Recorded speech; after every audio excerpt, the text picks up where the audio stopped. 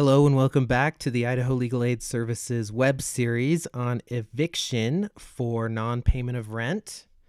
This is part 4, in which we're going to talk about the eviction hearing itself and some things that you can do to try and help that hearing come out the best that it can.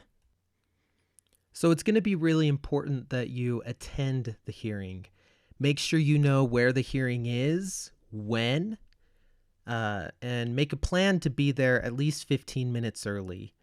You'll likely have to go through security when you enter the courthouse, which does take some additional time. So make sure you leave any pocket knives or similar items in your home or your car to avoid problems when going through security. There are several reasons as to why it's very important to attend the eviction hearing.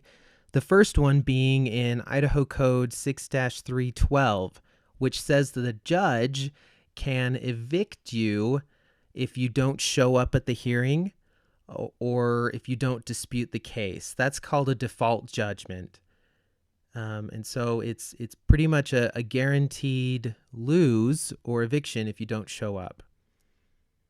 The next reason it's important to show at the hearing is that if you are there, that's probably the easiest way to know what happens, especially because there's a potential that you could be removed from the rental very quickly after the hearing. So knowing what happens as soon as it happens is going to be important. Also, attending the hearing is going to be your best opportunity to tell the judge your story, present any evidence, raise any defenses you may have, and potentially get more time to move out if you are evicted. Attending the hearing will also be an opportunity for you to negotiate with the landlord. And this is another reason why showing up to the hearing early could be beneficial.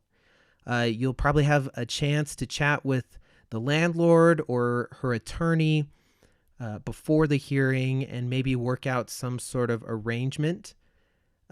It's important to think about with negotiations, 1, what your goal is in the situation, 2, what your landlord's goal is and what's going on inside of his or her head, and 3, what standards might apply, such as the law, the lease agreement, the notices that have been given, and maybe even personal standards. Thinking about all those will help you in your negotiations and help it turn out as well as it can. If you do reach an agreement, you can just put it on the record, which means you would tell the judge in court what the agreement is, and the judge would likely ask both parties if that's accurate. Some judges will also allow more time if you're in the middle of negotiating and you think you can get to an agreement, but it's time for the hearing to start. So if you would like more time, you can ask the court for that, though it would probably just amount to a few minutes. Agreements like this can include dismissing the case altogether, or possibly agreeing to an eviction being ordered but not enforced if rent is paid within a certain time. So make sure that you understand the effects of whatever agreement you're reaching if one is put on the record. So in Idaho, there is a previous court case which states that judges can only decide certain things at expedited eviction hearings. The case is Texaco Inc. v. Johnson. The citation is 96 Idaho 935, and that says that a landlord can only decide about who gets possession of the property at one of these expedited hearings. The idea being that there's not enough time before the hearing to hear all of the issues. This is a quick hearing, and it's only about one thing: who gets to be in the property, the tenant or the landlord claiming that the tenant is behind on rent. It will be frustrating and potentially confusing to your case and to the judge if you talk about other issues. If you talk about repair issues, if you talk about communications or times the landlord has been rude to you. At this hearing, the more you can stay on topic about those defenses we've talked about the process which the landlord has to follow, that's going to be to your benefit. And the landlord will likewise have to stay in topic. Now for a few kind of best practices and tips for when you are in the courtroom. You'll need to address the judge as your honor and be respectful to the court staff. This is their job, even if you don't like what's necessarily happening. Speak when it is your turn, but speaking out of turn is just going to frustrate the whole process. If you have any evidence you want to present to the court, there is a process you need to follow and some steps.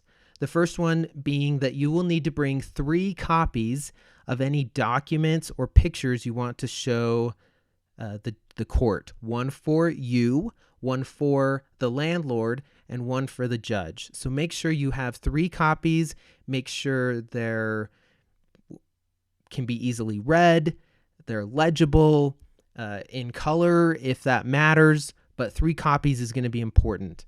Likewise, if you have a video or an audio recording that you want to have the court consider, you're going to need to bring that in a way that you can give to the court, such as a CD or a thumb drive.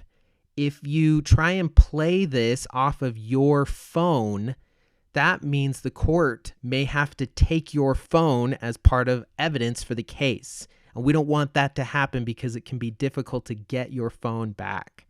So make sure if there's any audio or video, you have a way to not only leave it with the court, but to play it. I would suggest that you test out these options beforehand. There's nothing worse than making an argument in court and then having the technology not work. Likewise, you can, prior to the hearing, collect your thoughts, maybe write out a timeline about the events, because that's going to matter. But just know that whatever you write down, you're not going to be able to read verbatim to the judge. You're not going to be able to give that to the judge. That would just be more of your preparation for the hearing. Now, finally, I want to talk a little bit about who can represent you or your landlord.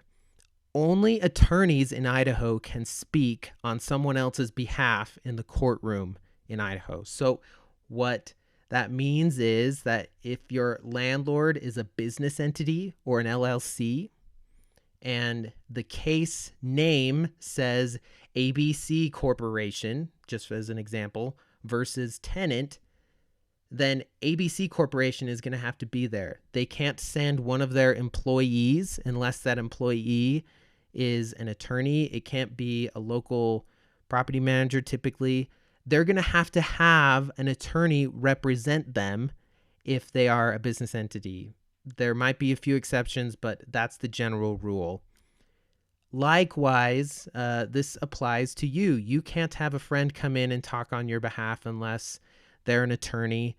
So keep this in mind. If you have concerns about who is talking on your landlord's behalf, make sure you bring that up to the judge.